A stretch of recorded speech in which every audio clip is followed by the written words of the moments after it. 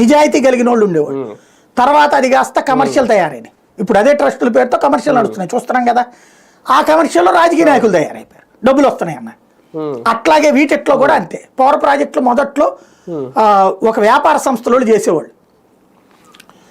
తర్వాత ఏమైపోయింది, బాగా దీంట్లో లాభాలు వస్తాయని కానీ రాజకీయ నాయకులు దూరిపోయారు.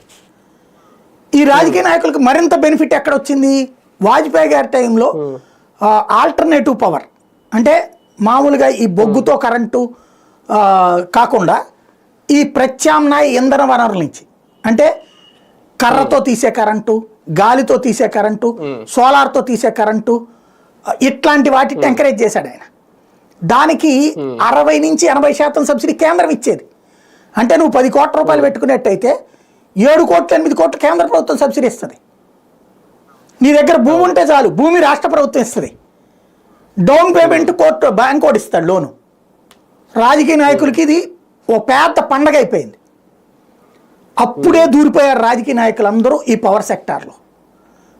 అప్పటి నుండి పవర్ సెక్టార్ దోపిడీ పెరిగిపోయింది. మీరు అబ్జర్వ్ చేస్తే రేట్లు అడ్డదిడ్డంగా పెరగడం ప్రారంభమైంది అప్పటి నుంచినే.